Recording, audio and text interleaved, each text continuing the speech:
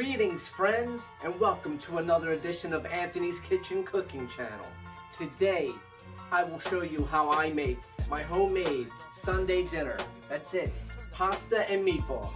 And if you know anything about the Italian culture, you know that Sundays, dinner starts at noon. Why? Because there's so much of it and it lasts till the wee hours of the evening. So, come on, let's go get started. We got a lot to do. Alright, for starters, we're going to need 2 cups of flour, a teaspoon of salt, tablespoon of olive oil, and 3 room temperature eggs, along with a straining sifter. You want to sift your flour and try to get it as fine as possible to avoid any and all clumps. And once you're done sifting, you want to make a well right in the center of the flour. Add in your eggs while slowly incorporating the walls of the flour while gradually adding in your salt and your oil until this flour forms a dough. Step into the mind of a madman. Can you feel my rage? Turn the page. My lyrics is key to break free. Knead the dough for about 10 or 15 minutes and then rub some olive oil around it while we let it sit for about a half hour to avoid it from drying out. Cover it with some plastic wrap and a towel and leave it sit for about a half hour and let it rest while it gets its gluten. To get the ground, a raging guillotine. Early from shore to shore, under oath the court of war. And once that's done, get your dough, cut it in 4 pieces, setting aside the 3 that you're not working with. Sprinkle some semolina flour. Semolina is good for the digestive system, as I mentioned previously.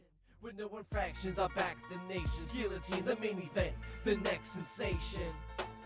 The main event, guillotine, the next sensation.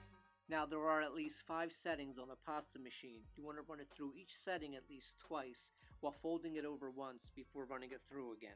And once your pasta has run its course through its settings, you're going to switch handles now.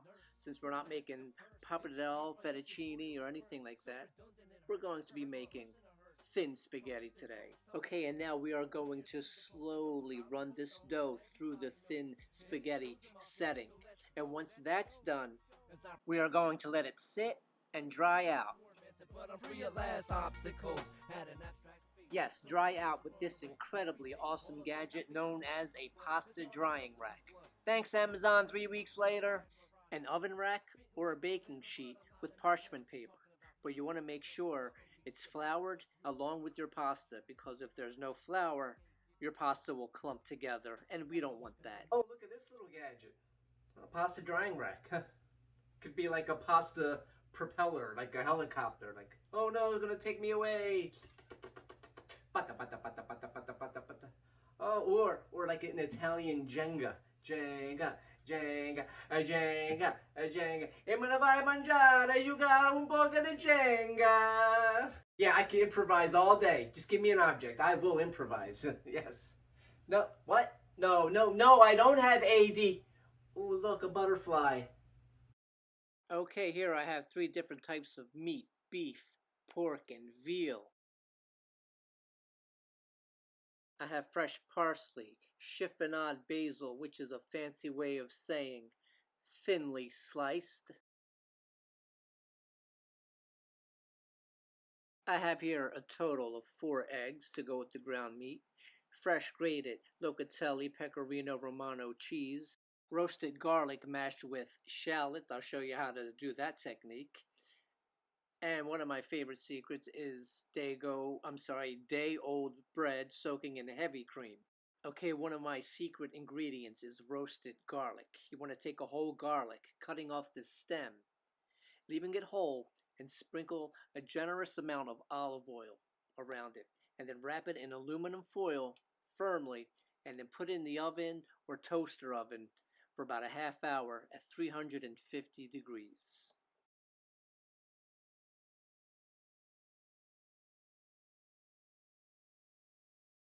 Now be careful when taking it out of the oven, as it is extremely hot. I actually had to pause this video a few times because I severely burnt myself. And once you take it out of the aluminum foil, it'll easily scoop right out and just blend and mash together with your sweet, shallot, combining into one amazing, robust flavor like no other. People, you have no idea. Now let's get to mixing. Combine all our meats together. Give it a good mix. Add in your eggs, your cheese,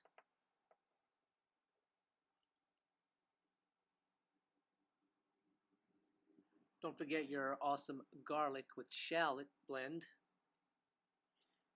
a dash of salt, and finally your basil, parsley. Give it another blend, mix well, before finally adding in your day-old bread soaking in heavy cream. And once you're done giving that a good mix, add in a generous amount of breadcrumbs. This helps hold and bind your meat together, giving it a firm yet tender meatball. After you're done forming your meatballs, in a hot pan you want to saute some pancetta, along with some garlic. Give that a quick stir. Place your sausages in the pot and let it brown for a bit before you start adding in your sauce. Here goes one.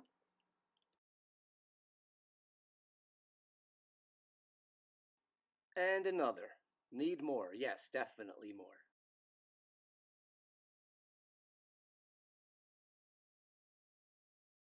Give it a quick stir. Put in your meatballs and cover for about 3 hours. Stir randomly.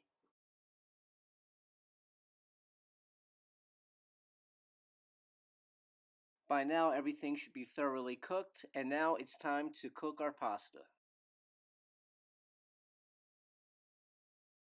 Carefully slide off your dried pasta from the drying rack.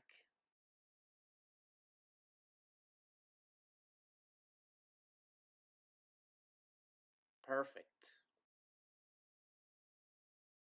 Cook your desired amount of pasta, and whatever you have left over, you want to put in some parchment paper, wrap it in plastic, and store it in the freezer for a later date. Now that your water has come to a boil, let's put in our homemade pasta. Easy does it.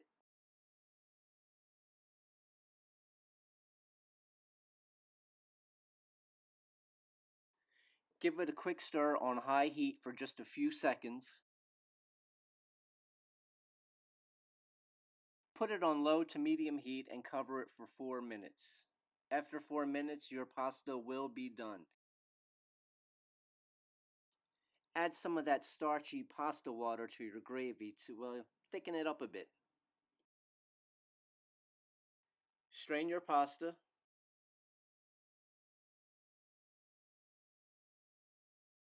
Add some gravy to a mixing bowl and throw in your pasta. Give it a quick toss.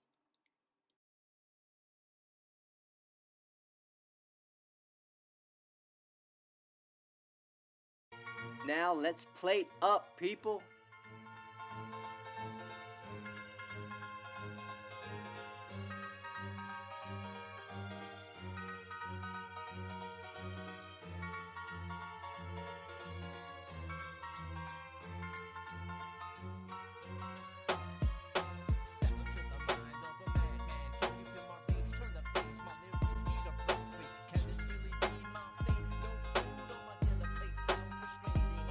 And there you have it, folks, my homemade Sunday dinner. Homemade pasta and meatballs from scratch. Hope you enjoyed it. I know my man Bobby did. Hey Bobby, did you like it? You want any more? Would you like some more?